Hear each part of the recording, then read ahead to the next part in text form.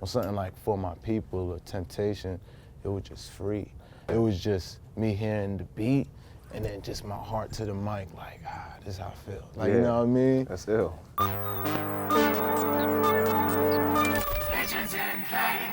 What's up, guys? Jinx here with Pigeons and Planes. Today I'm sitting here with Joey Badass, ahead of his album, All-American Badass. How you doing, man? Good. Yeah. Chilling, man. I feel great. I'm not sure when this interview is gonna come out, but it was recorded when it was 3 days left to the album, so feel good, you know, 3 days left and shit, so. Put that little disclaimer out there. Yeah. Since we got the time out there, I saw you on Colbert last night. Yes. What was that experience like? It was magical. And I hate to, like, you know, say like some fucking weird shit like that, but it was like, yeah, it was like spiritual, bro. When watching it, one of the things that stood out to me was the flag, and it seemed like it's the same flag from the album art. It is. Yeah. Yeah. The flag is interesting to me, man. It's like, it's red and blue like an American flag and white, but it also looks like it has like that kind of bandana monogram. The paisley. Yeah, the paisley. So between that, I saw your performance, the title of the album, America is clearly the thread of this project. Can you help explain that concept to the audience? So, you know, with this album, before I even, you know, get into the concept of the audience, of the project, I think I have to kind of explain what, you know, transpired and what inspired me to even, you know, move in this direction and make this album. So, you know, over the last couple of years, with just the way, you know, police brutality has been in the news so much, you know, Trump taking office, and just, you know, the way everything's been taking a turn with, you know, technology being involved now. So the way that we just see it in our faces and the propaganda is being like force-fed, you know what I mean? It was really taking a toll on me, just like everything that I was, you know, taking in, everything that I was seeing. You know, and to some point, as a young musician, you know, it started making me feel like responsible, you know, not responsible for why anything was happening, but responsible for, you know, changing things, or like, you know, the way things are perceived, or, you know, just putting things in a different pace, you know, moving people to a higher frequency. I felt like, you know, I was responsible to do that as an artist. So, you know, that pretty much transpired like that, and, you know, of course, just my position as being a young black man in America, you know what I'm saying? Me being 22 is something that is a concept that I can understand clearer now. You know, when I was first 17, 18, you know, I didn't see things as clear as I did now, you know, so. Anyway, fast forward, like, you know, this is pretty much what I did about it. You know, if that makes any sense, like, about everything that I was seeing, like, this is pretty much like what I vowed to, you know, make my music, you know, for the greater good at the end of the day. You know what I'm saying? Like, I feel like I got a responsibility as an artist to, you know, create positive shit for the world to grow off of. You know what I'm saying? Not shit that's just gonna be detrimental to, you know, their health. And yeah. What are your thoughts as an artist? Do you feel like, you named yourself, but do you feel like it is a responsibility artists have to be informed first off, and then to spew that to the audience? It's like, I feel like I was specifically put here to do this work, you know, and I accepted that calling. Yeah. So it's really up to every individual whether they want to accept what their calling is, you know what I mean? And for me, this what mine was. So it was just me stepping up to the plate and, you know, doing something that I felt like in my heart is what I was supposed to do, and, you know, what the world needs to hear. Was there a moment of clarity at any point where you were like, was it just over a span of time, or was there a moment where you were like, oh shit, this is it? As far as like feeling like this was like, this is what I'm here to do, this is like my purpose, this is the path I need to walk. Yeah, you know, I actually remember the first moment where I felt like, you know, with everything that I was looking at, everything that I was doing, I realized that I wanted to dedicate, you know, my moves, or, you know, my music, my voice, to my future, to, you know, something that's just bigger than life, you know, and that was like about 2 years ago. I realized that, like, you know, I am a man of the world, and I have the opportunity to speak for people who don't have a voice, people, you know, who can't speak, and yeah. How was your opinion of America changed in your time as a rapper? That's a good question. If you can think back to like life before Waves, for instance, in 1999, and then think about. I mean, you know, my opinion of is interesting because, you know, like global or U.S. history class was like always my favorite because, you know, I was so, you know, because I was the type of student where like, you know, my attendance was off, never did any homework. But when I was in the class, I was present because of my class participation. Yeah. And I participated in that class like none other because I used to always contest every like single subject and theory about the U.S. government. And like, you know, my teacher, Mr. Kivney, like he was just a cool, solid dude, and he understood that, you know, that I guess I was a special kid or whatever and everything. But back to the initial question, you know, it didn't really change that much. You know, what I can say is that I understand it on just a deeper level now because of, you know, certain knowledge that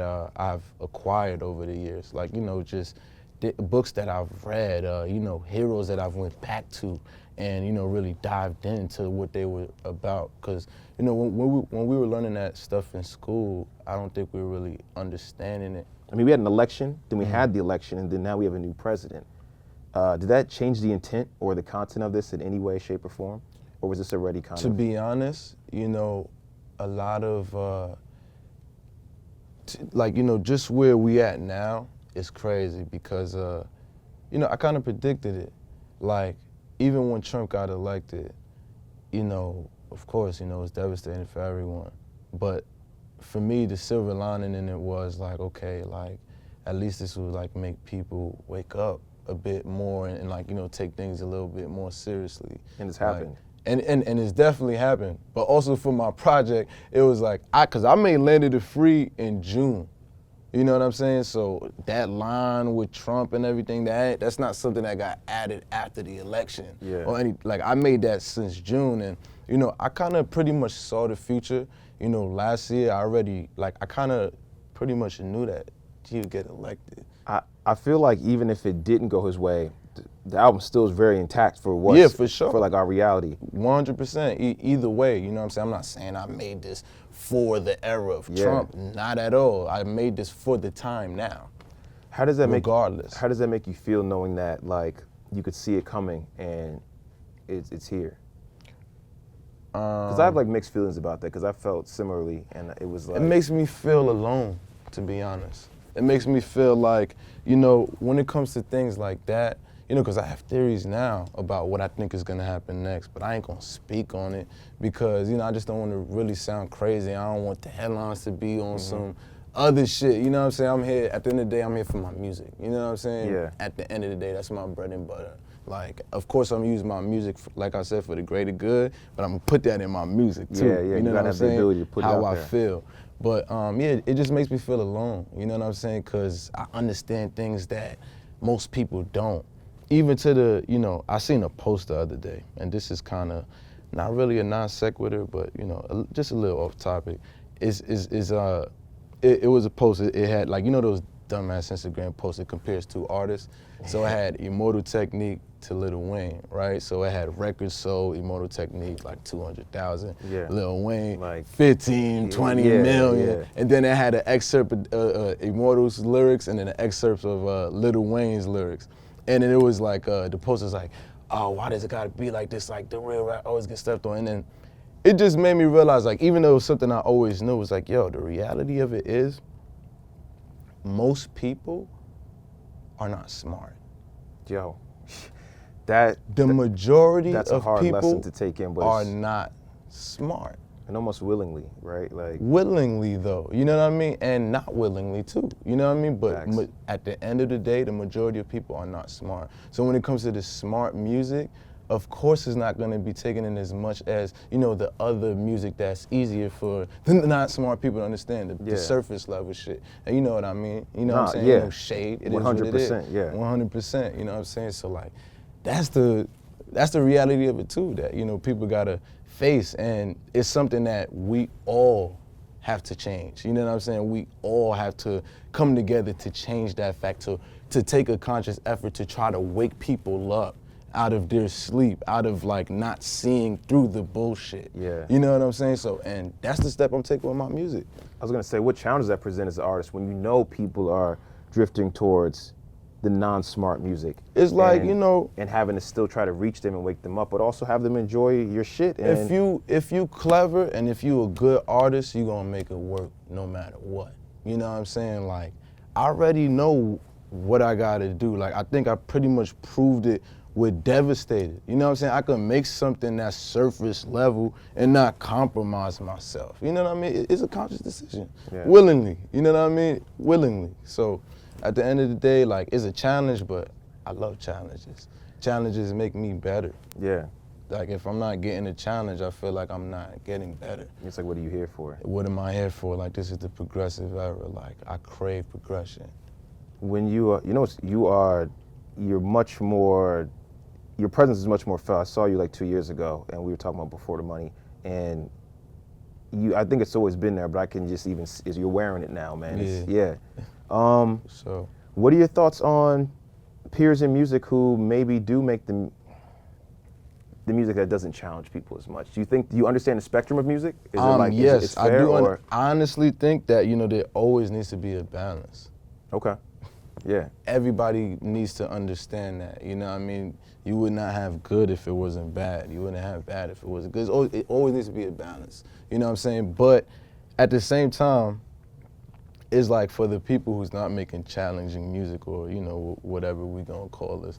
I feel like that was safer, you know, like. whatever we gonna call it, you know what I'm saying?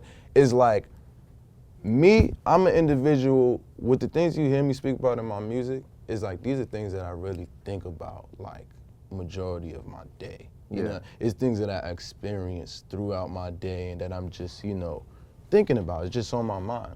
So when I hear things that's not provoking me to think that way, it's a balance, and it's almost an escape for me. You know what I mean? So and that's vital for people to have. So for the people who like, you know, most of the time they're listening to non-challenging shit. Yeah. When they do hear the challenging shit, they're like, wow, oh shit, like, you know, that's not usually what I hear, but that was an escape. Yeah. You know what I'm saying? Yeah. So the balance must always be there. Yeah. But, you know, shit get a little oversaturated sometimes. I'm in this. I do news, right? Like, I'm in this space, and I was overwhelmed by all the police shootings. I was overwhelmed by the election. I was overwhelmed by the news, and it kind of threw me in like a spin cycle where I wanted to get out of it. Yeah. And I imagine you see a lot of it because you travel, and, you know, you're just awake in the ways that, you know, the same way. Yeah. What is your version to, how do you step out of that? Do you step out of it? And yo, I'm glad you said that, because like, I feel like this album speaks for us in this country who feels this way, who've been taken in all of these things and just being spun by it. You know what I'm saying? Like, this is us. Like, this is who this is what I'm speaking at. You know what I mean? Repeat the question again, because I just had to tell you that. I was saying, you know, how do you kind of, do you feel the need to dial back? And if so, what do you do to kind of dial back? Not to escape from it totally, but I personally felt like I was overwhelmed at one point, and I found myself kind of like trying to drift away from even just being on Twitter or taking information in at one point. We gonna get overwhelmed sometimes. Take a break, you come back. You know what I'm saying? Bro, I feel like people forget the duality of people, right? Like that that's your whole people. We have other sides. Like, we have other sides. There's a whole side of me that I've never even showed to the world. There's many sides of me I've never even showed to the world. You know what I'm saying? Shit that like, that I'm doing every day that, you know, people are not even aware of. Shit that, like, you know, put stress on my mind, stress on my shoulders. So it's just like, man, I'm just a real human being out here just trying to help other real human beings grow. And that's it. That's what I'm here for. Sonically, when I heard the album, it has similarities to other albums, but I feel like melody's there without being force-fed. It's just like right there in your lap, and you can kind of ride with a lot of the songs, you know what I mean? But it still has the similarities you have, like the drums, but also your voice is really, really, really clear on this one. And just I'm curious to how conscious a decision that was. You know, just like on the music side of things, how I wanted to take it to a universal level with just the sound. You know, I created the music, and in my mind, as I was writing each song, I'm like, okay, picture yourself performing for 50,000. You know, picture yourself main stage at Coachella. Picture yourself here. Picture yourself like all the festivals I've been on. Like, picture yourself headlining slot. Like, what you gonna say? What you gonna do? Like, and that's the perspective that I made the music. And you know, just with the sound taking on that direction, I knew the vocals and the lyrics and everything that I said had to be like, you know, super clear and straight to the point to be understood on a universal level that matched the music. And that's how I pretty much looked at it. That was my approach. Spoken to you. What's the illest advice a veteran's given you, or just something you've observed from afar? Illest advice. Or you might just like the way someone moves. Well, you know, I think it's very fitting that I talk about the advice that Q-Tip gave me, because it's kind of like, you know, I took that advice going into the making of this album. You know, he had told me one time we was on the phone speaking, and he had said, you know, try creating an album where you're only using like, you know, 1 or 2 producers to, you know, and pretty much I understood what he was getting at. He was trying to tell me so it's like a totally consistent sound. And even though this project had about 6 producers or 7, I feel like I did kind of, you know, I don't want to say master that, but I did kind of, you know, I took that in on this project, and you could see it. It's there is evident. this consistent yeah, vibe. You know yeah. what I mean? All throughout, everything is real cohesive, and, you know, it's all well put together. So, you know, I had to share that because I was super thankful for that advice, and, you know, I understood what he was trying to tell me, and yeah, I think it definitely worked for the better. So. Yeah, it's definitely come through. So we got a lot of rappers in recent years that some have leaned away from rapping, added other skills to their portfolio. And some have also at this point now where they're like, yo, I don't want to be labeled a rapper, I'm an artist. Do you feel like the label of rapper is constricting in any way? Do you feel like it's limiting? I just kind of had that balance. But, you know, when it came to rapping, you know, I was so smart, like in the eyes of my teachers, that I used to never really want to tell them that that's what I really wanted to be. You know what I mean? I always held that back until, like, you know, I got to even you know, me going to high school.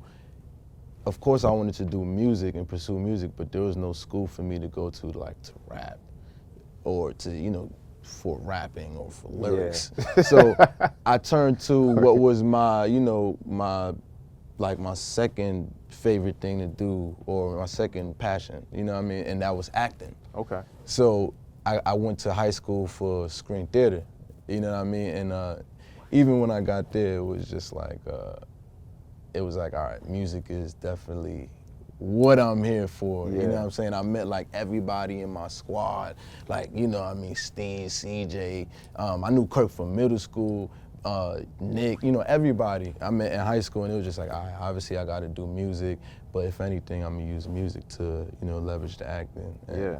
That's what I did and shit. Yeah, I'm like, you were just on like Mr. Robot, man. Yeah. What was that experience like?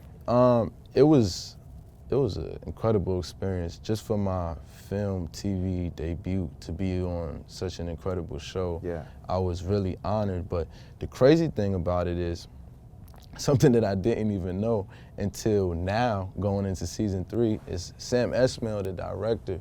He recently did an interview with Billboard where he had revealed that he had wanted me to be in the series from season 1. Wow. But he couldn't get a hold of me, like he couldn't get no contact to me. So he always had this idea of this character, Leon, built in the script based around me.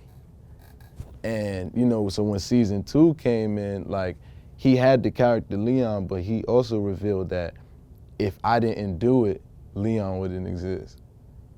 Damn. So that kind of bust my head entirely, you know? And finally, man, what do you have coming up, and what do you want the audience to pull from this album that's coming out? I've took a lot away from it, hearing it the few times that I've heard it already. But what do you want them to take from it? If there's anything that I want people to take from this album, I definitely want them to be lifted, inspired.